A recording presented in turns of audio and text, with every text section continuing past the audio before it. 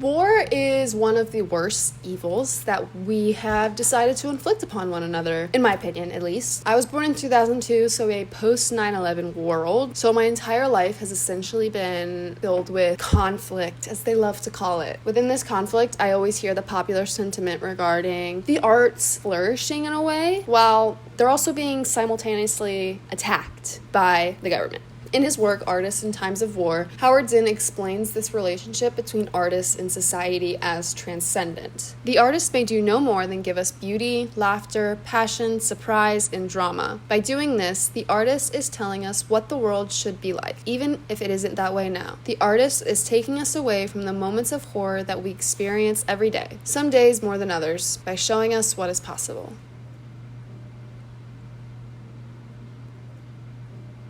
When discussing art and creatives during times of war, I think it's key to touch on the idea of colonialism and the theft of artifacts, essentially. When I think of war, I do think about the stealing of artifacts, in a sense. To me, artifacts are culture, and so stealing artifacts or pieces of history from a country just because you happen to have a better military than them is interesting. It's like a serial killer keeping a trophy from their kill. Like, genuinely, that's how I see it. And among these very, very well-known colonial states is the British Empire. Woo! The British Empire began its foundations in the late 16th to early 17th century, and by 1913, the British Empire held sway over 23% of the world. That is the largest recorded empire in history. Britain's last Asian protectorate was not granted independence until January 1st of 1984, which was Brunei,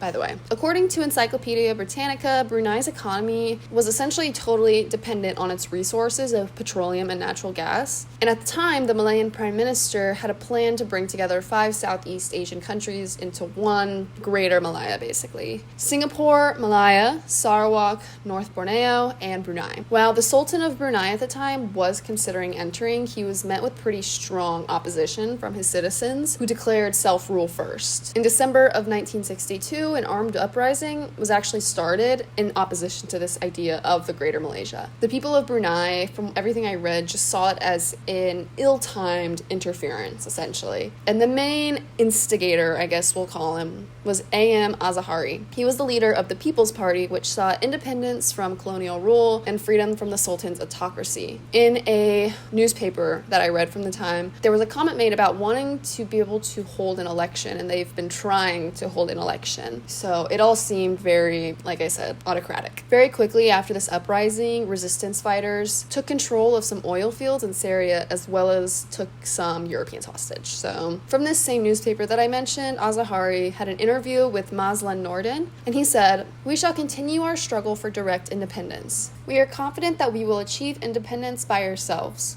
We do not want history to record that we achieved independence through a merger with the Federation of Malaya." Following this uprising, the Sultan immediately sought aid from Great Britain, who came in and attempted to suppress this rebellion. To me, it seemed like Great Britain essentially manipulated everyone into thinking they were like Big Brother savior in a way, and that anytime they needed aid, it was Britain to go to, and Britain then manipulated and exploited this and was able to create the empire, Because this is very similar to what happened in India. Britain was able to control India by manipulating and exploiting a divide between the Muslims and the Hindus. Another territory was Hong Kong, which was not handed over to the Republic of China until July 1st of 1997.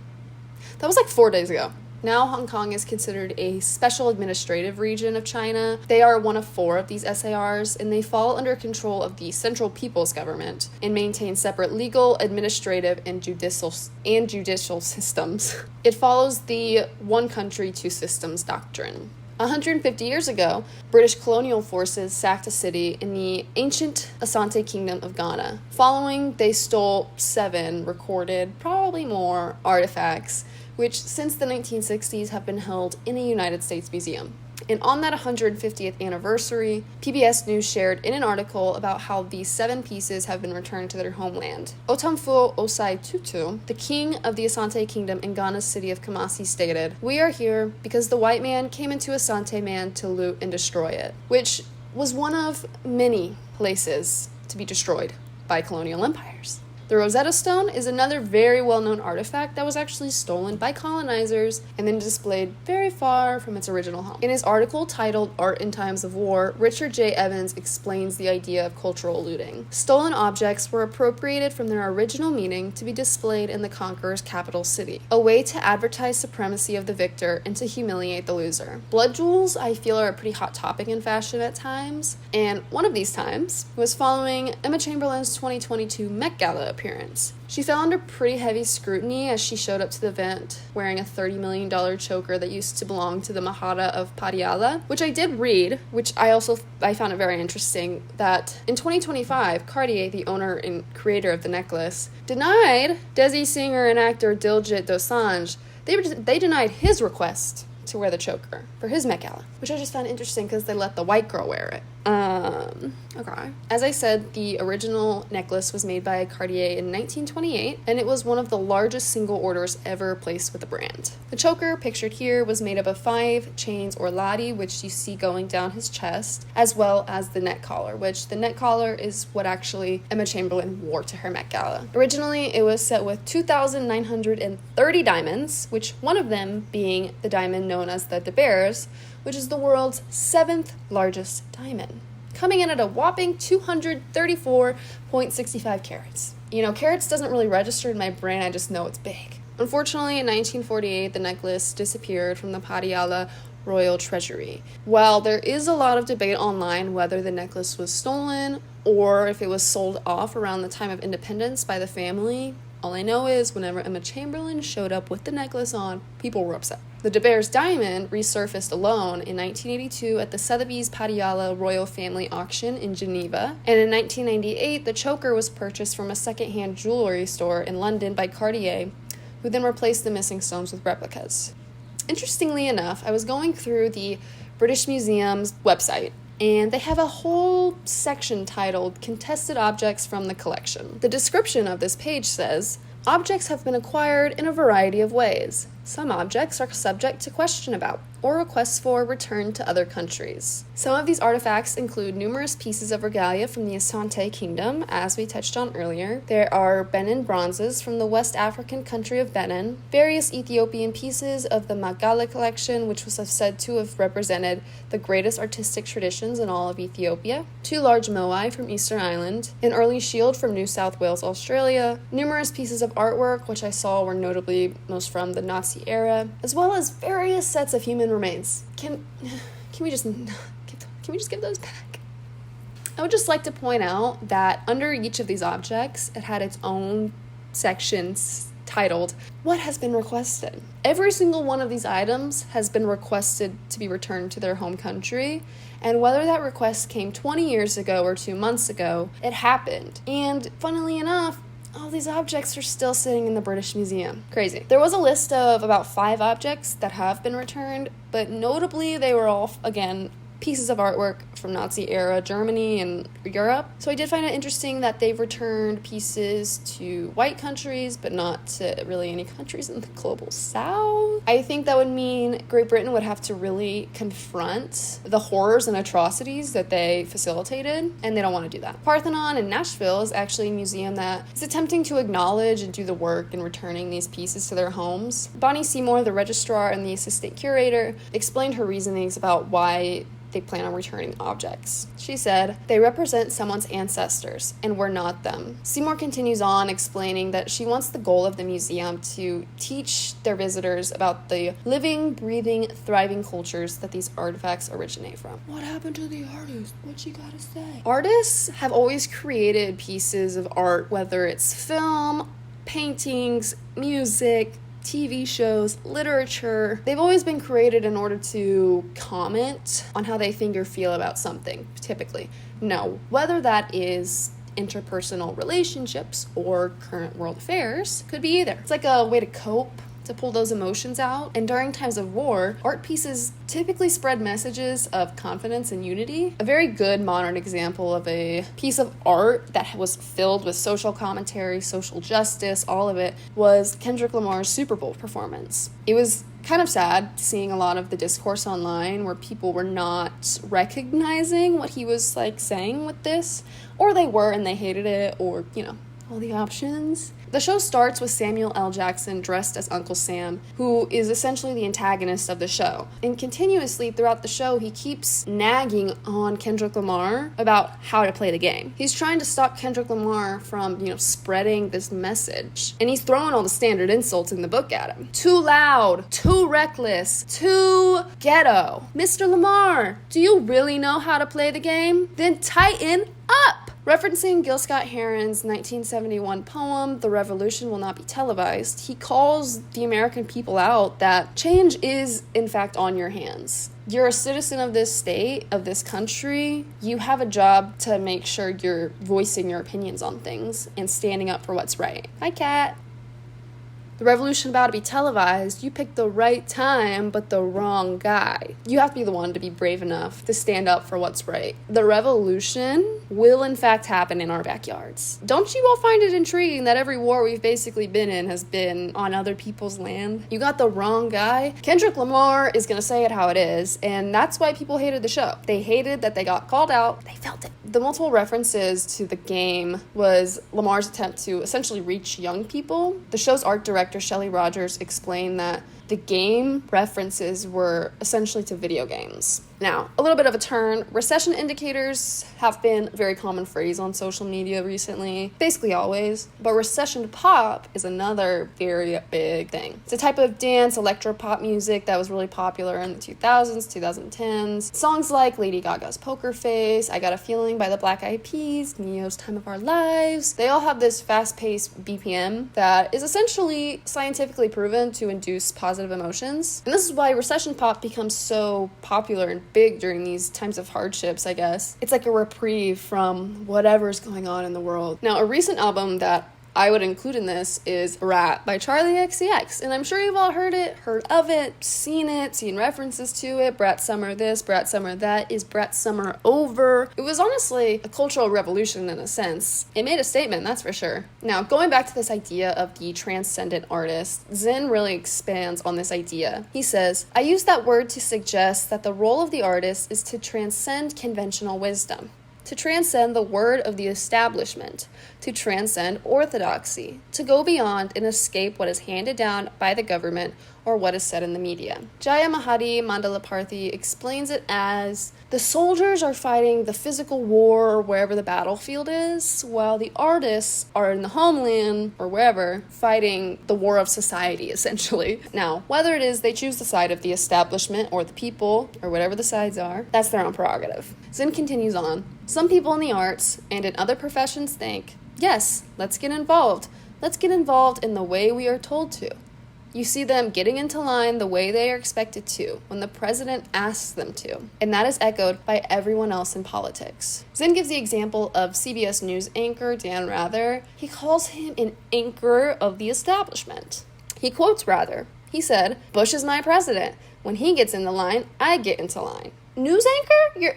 I thought the job of a news anchor was to give unbiased, real news. And Zen says this. He says the first rule of journalism is to think for yourself. But a really good journalist remembers two words. Governments lie. All governments lie. And I know there are some things that you just don't need to tell the general public. I get that. But that's why you need to remember that. While some things aren't always secrets aren't always kept with the intent to hurt people, but the role of a good citizen is to question the government. That's our job as citizens. We're the ones that are electing these people, putting them into office. You're supposed to read through all of their beliefs, all their laws and regulations they want to pass, and you're supposed to critically think about all these different things. That is the role of a citizen of a society. More so a news anchor, a journalist, the president tells you to get in a line and you're just going to do it? That's actually the exact opposite of what you're supposed to do. Al Gore lost the election. We all know that. He accepted it gracefully. But following September 11th, he stated, Bush is my commander-in-chief. The president is actually only the commander-in-chief of the armed forces, not of the people. People falling in line as they're supposed to, that's not supposed to happen. You're supposed to question and second guess. The artists, they need to soar above all of that, you know? Again, from Zinn. His piece is going to be number 1 in my sources. I urge everybody to go read it. He says it perfectly. They must think outside the boundaries of permissible thought and dare to say things that no one else will say.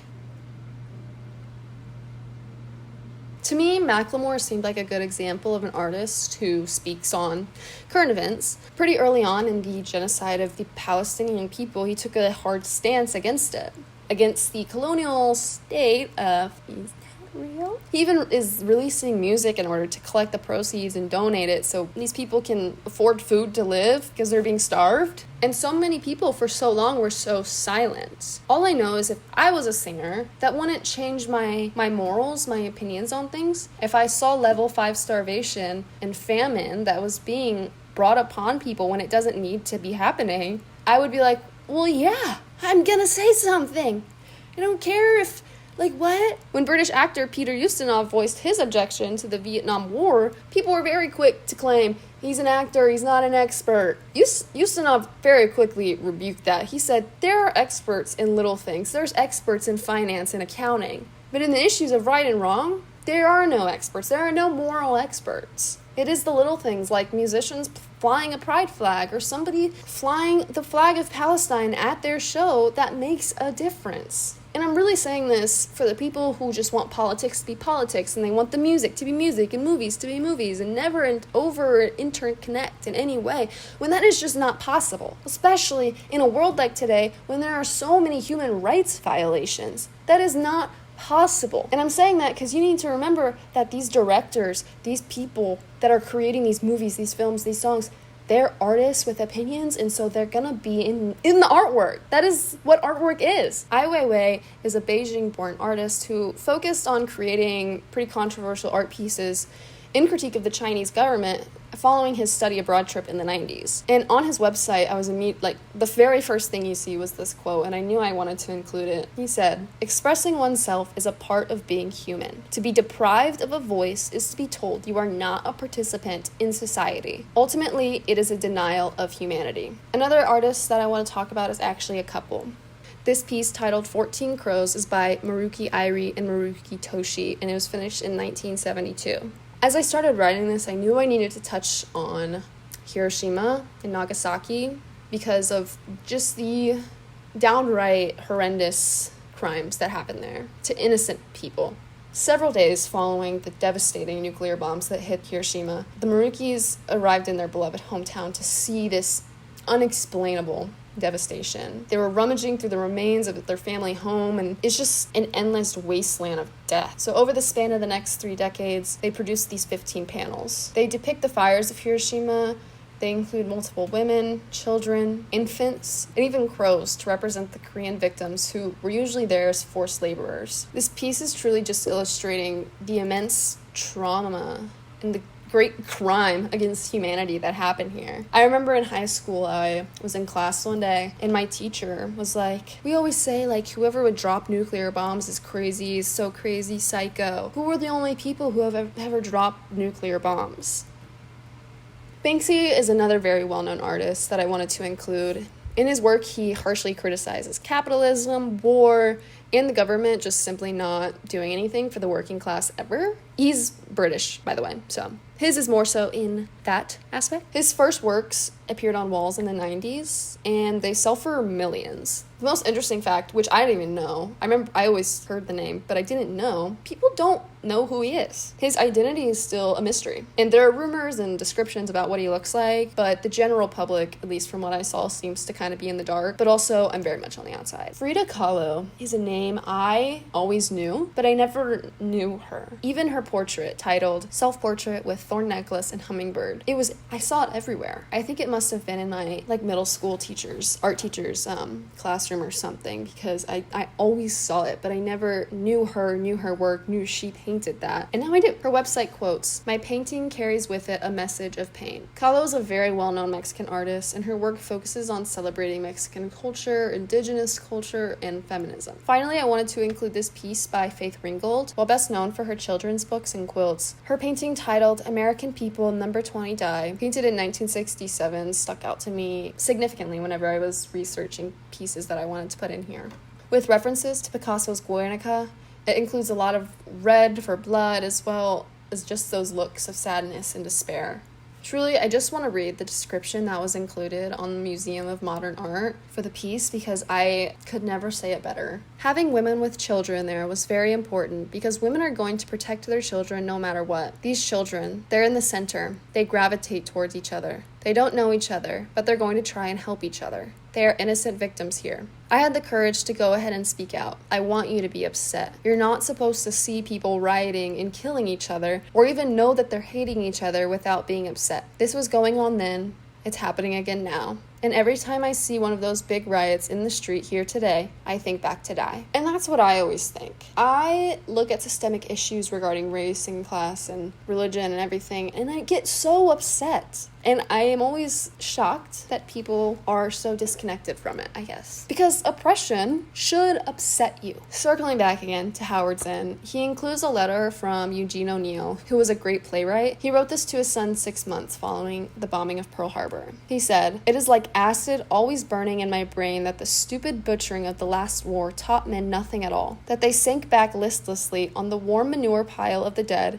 and went to sleep, indifferently bestowing custody of their future, their fate, into the hands of state departments, whose members are trained to be conspirators, card sharps, double-crossers, and secret betrayers of their own people, into the hands of greedy capitalist ruling classes, so stupid they could not even see when their own greed began devouring itself, into the hands of that most craven of all live and job worshippers, the bureaucrats."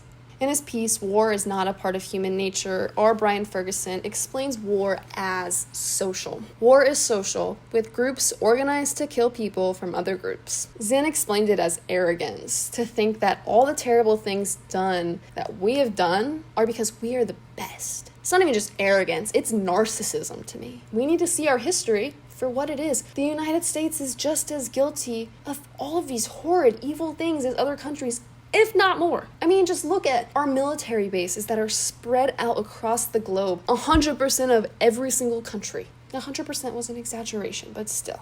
Catch-22 was released closely following the end of World War II. It's a book that touches on the obscurity of warfare and the potential crimes committed by the good guys. Picasso said the famous line, "Art is a lie that makes us realize the truth." Art and creations, they take whatever conflict out of the modern context and they're placing it into fiction. So therefore, maybe it's easier for people to understand. And they don't get as upset when they see that they may have been facilitating this. And this is exactly what Joseph Heller did with Catch-22. Additionally, he even touches on how war impacts civilians, innocent civilians, who probably didn't want war to begin with. Their government did. Because bombers aren't usually targeting government buildings, or they do once, and then they're targeting undefended villages. Kurt Vonnegut wrote a novel set in the American-British bombings of Dresden in World War II. Dresden, the capital city of the German state of Saxony, was bombarded with over 3,500 high-explosive devices and bombs during World War II. Over 1,600 acres were destroyed and up to 25,000 people were killed. How many of those people just happened to be born there? Unfortunately, warfare is normalized in our society because war is profit!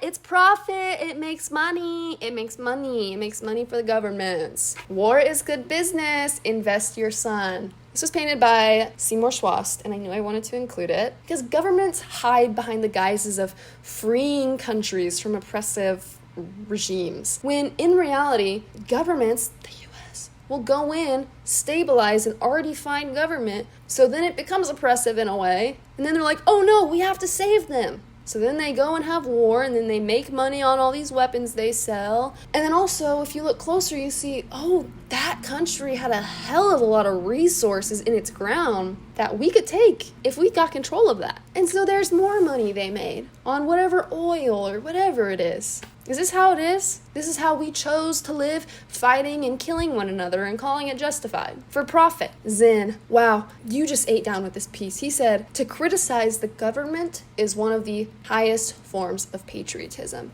As I've said, the role of the citizen is to critique the government. It's to keep the government in line. It's to remind them that you work for us. Everything you do is supposed to be for the betterment of your citizens, of society. And unfortunately, that's not what is happening. So yeah, right now, the most patriotic people to me are the ones that are in the streets protesting. They're helping out the little guy. They're standing up to this administration, because to love your country is to want better for it. To love your country is to not want them to be doing these evil things. Like, this is my home. I live here. I don't want my government to be doing evil things in my name, because I don't agree with that. The Constitution says life, liberty, and the pursuit of happiness. Whenever any form of government becomes destructive of these ends, it is the right of the people to alter or abolish it.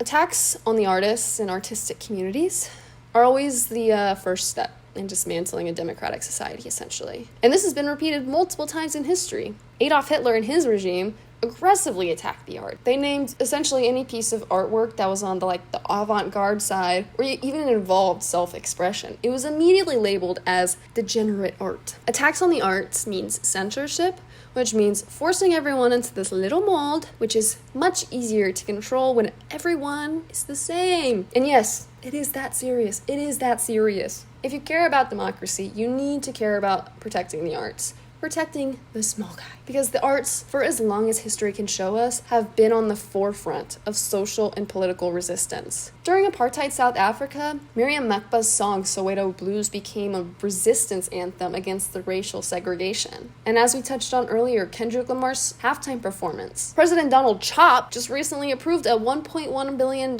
cut to public broadcasting such as NPR, PBS. And as I was finishing this up and recording, the Corporations for Public Broadcasting announced that it's officially shutting down by September 30th. Most democratic countries have upwards of 40 plus public broadcasting services that are publicly funded, that are unbiased. And we had one running it all, and now we have none. There are still local news sources around, but they are going to feel this cut in funding if they have not already felt it, and they will not be able to survive. NPR said that they're planning on responding by supporting these locally owned nonprofit radio stations. They pledged to take $8 million from its budget in order to support these small stations. Every community across the nation relies on public broadcasting. The Corporation for Public Broadcasting, they do things like emergency alerts, like flash floods. Come on! And I know at my university, they've already cut hundreds of higher degrees. And you know what those higher degrees were for? They were for higher education degrees, for professors and teachers. They're cutting funding so people cannot become educators anymore, or higher education educators, because an uneducated populace doesn't know. They're playing the long game. They're playing the long game, and we cannot let them win. Trump and that administration are continuing to threaten publicly funded programs like museums and libraries, because they're not afraid to call him out on his bullcrap, because they're not bought and paid for. So he destroys them. Sounds familiar? And this is how it all starts, and we can't stand for it, because unfortunately we've moved far beyond the first step. As we've touched on, artists play a key and unique role in times of conflict and war, and their work takes many different forms, as we've touched on.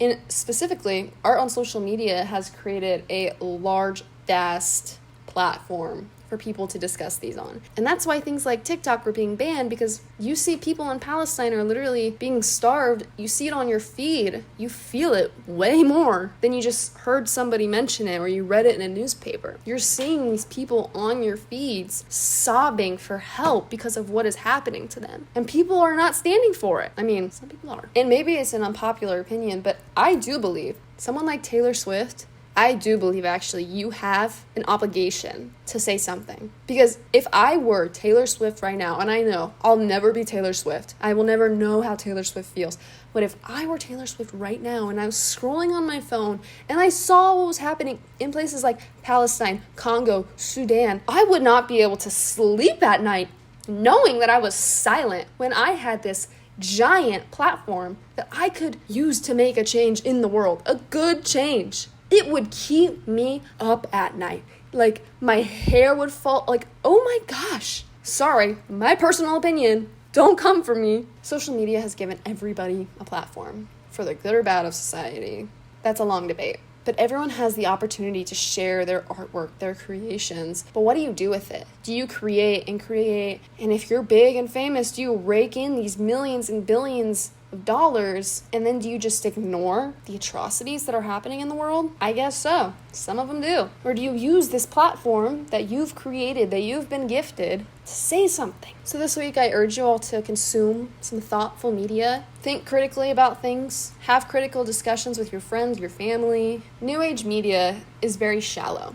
It's aesthetics, not subcultures. While subcultures had so much depth to them, while aesthetics are just something you change up on the day. And that's how people live now because of social media. Social media has made everything just like new age consumerism, and I'm rambling now, but I just urge you guys to think a little more critically when you're on social media. Hold the people you follow to a higher standard, because we should. And I know people hate that, but yeah, those are my thoughts. I don't even know how I'm gonna end this. This outro was very hectic.